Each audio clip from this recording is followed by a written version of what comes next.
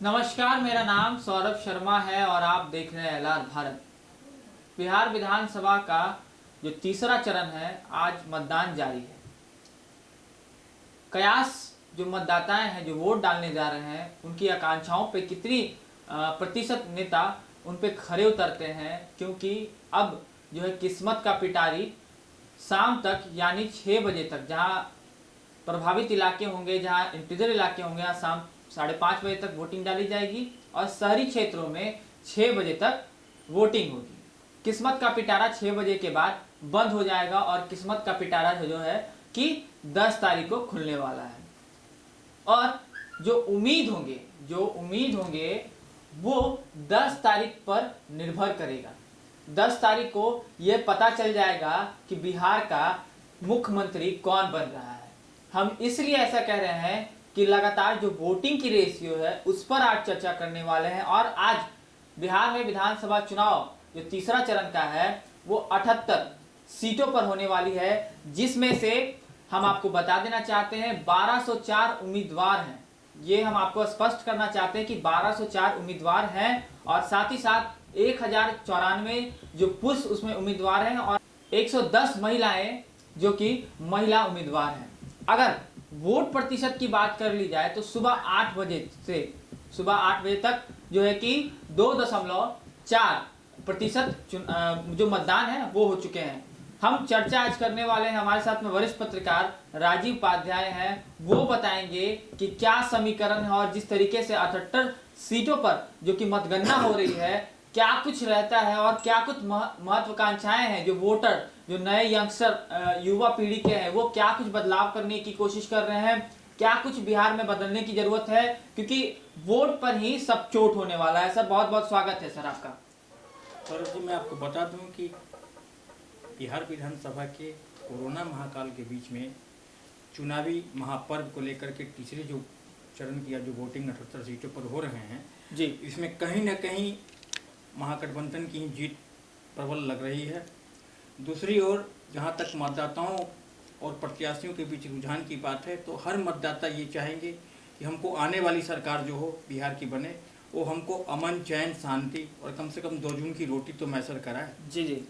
दूसरी बात, जहां तक मैं आपको बता दूं कि इतने कम प्रतिशत 2.4% की बात आपने बताया, अभी भी कहीं जगह से ऐसी खबरें आ रही हैं जहां कर कि ईवीएम में प्रॉब्लम आ रहे हैं, कहीं पर मतदाता सही रूप में वोटिंग नहीं कर पा रहे हैं जी।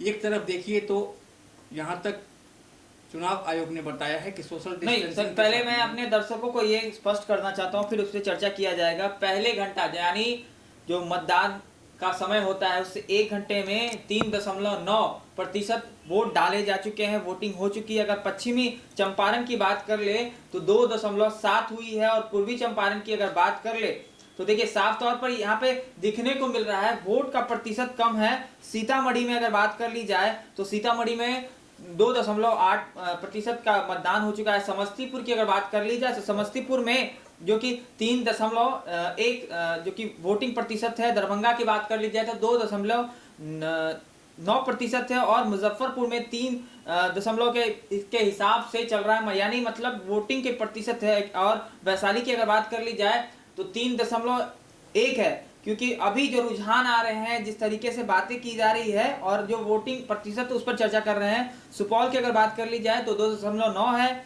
अररिया 3.8, किशनगंज 4, पूर्णिया 4.5, कटिहार 3.1, मधेपुरा 3.9 और सहरसा 3.2 और मधुबनी 3.4। और साथ ही साथ जिस तरीके से सहरसा में 3.4 हुआ है, मधुबनी में 2.8% वोटिंग हुई, क्योंकि ये पहले घंटे का रुझान हम आपको दिखा रहे हैं, क्योंकि 12 करीबन बज चुके हैं, करीबन 1 बजने जा रहा है। मगर जो वोटिंग प्रतिशत है सर वो बहुत कम नजर आ रहा है। कारण क्या है सर? कारण ये है कि मतदाताओं के बीच में अभी भी कहीं न कहीं उहापोह की स्थिति बनी हुई है कि आने वाली सरकार क्या हमको सही रूप में संरक्षण और सुरक्षा दे पाएगी जी। दूसरी बात मैं आपको बता दूं कि जहां तक एक तरफ चुनाव आयोग ने बताया, इसके पहले भी मैंने इस बात को कहा हूं और अभी भी रिपीट कर रहा हूं कि अभी भी लोगों के बीच में कोरोना काल को लेकर के, कोरोना महामारी को लेकर के लोगों के बीच में भय व्याप्त है। जिस तरीके से रेशियो कोरोना का बढ़ रहे हैं, चाहे वो कम ही बढ़े, लेकिन अभी भी लोगों के बीच में, वोटरों के बीच में, खास करके देहाती क्षेत्रों में लोगों के बीच में भय व्याप्त है कि क्या मैं अगर जाऊंगा, सोशल डिस्टेंसिंग की कहीं पालन नहीं हो पा रही है। बहुत सी वैसी बूथ हैं जहाँ पर कि मतदाता विदाउट सैनिटाइजर, विदाउट मास्क नजर आ रहे हैं। वहाँ देखा जाए सुरक्षा के दृष्टिकोण से तो उन लोगों के लिए ये बहुत गंभीर मसला बनता है कि आने वाले दिन में अगर मैं वोटिंग करके आता हूँ, उसके बाद में मैं इस महामारी के चपेट में आ जाता हूँ, तो फिर गवर्नमेंट हमारे लिए करेगी क्या? हाँ। मगर सर ये सबसे बड़ी बात ये है कि जो 78 सीटों पर मतदान हो रहे हैं, मैंने आपको पहले ही बता चुका हूँ कि उम्मीदवारों की संख्या 1204 है, जिसमें से पुरुषों की संख्या 1094 है और महिलाओं का 110 है। जी। आप इसमें एक चीज़ गौर फरमा रहे होंगे कि हम जिस तरीके से आंकड़े की अगर बात कर ली जाए तो ये आंकड़े क्या रुझान दे रही है, सरकार के खिलाफ दे रही है, विपक्ष के करीब ले जा रही है सरकार को? आंकड़े पर अगर गौर किया जाए सौरभ जी, तो मैं आपको बता दूं कि सरकार की ये कंप्लीट खिलाफ ही जा रही है और विपक्ष के लिए मजबूत है ये।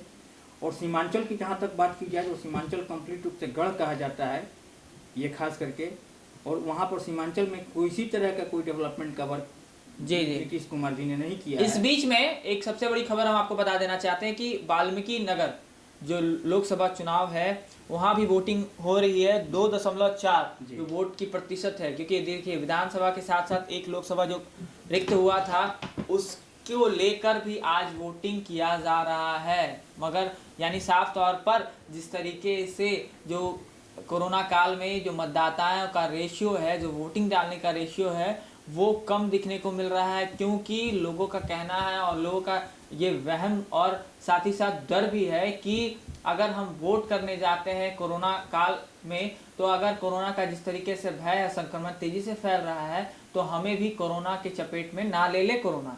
इसको लेकर भी लोग घर से बाहर नहीं निकल रहे हैं। मगर एक चीज़ साफ तौर पर ये हम क्लियर कर देना चाहते हैं अपने इस सेशन के माध्यम से, क्योंकि वोट आप जहाँ भी हैं, अपने घर में है, दुकान में है, बाजार में है, वोट ज़रूर दें ताकि सशक्त सरकार आप बनाएं। साफ तौर पर आपकी एक जो अधिकार है, अपने अधिकार को समझे और घरों से बाहर निकल के, दुकानों से बाहर निकल के, बाजार से बाहर निकल के आप मतदान जरूर करें, क्योंकि आपका और आपके परिवार और आपके समाज का ये 5 सालों के लिए भविष्य को ज़रूर निखारेगा। बहुत बहुत धन्यवाद। हम इसी तरीके के अपडेट हम हर घंटे आपके लिए लेते आएंगे। हमारे अगर YouTube चैनल को अभी तक आपने सब्सक्राइब नहीं किया है तो सब्सक्राइब कर लें, बेल आइकन दबा लें, कमेंट कर लें और शेयर करें। धन्यवाद।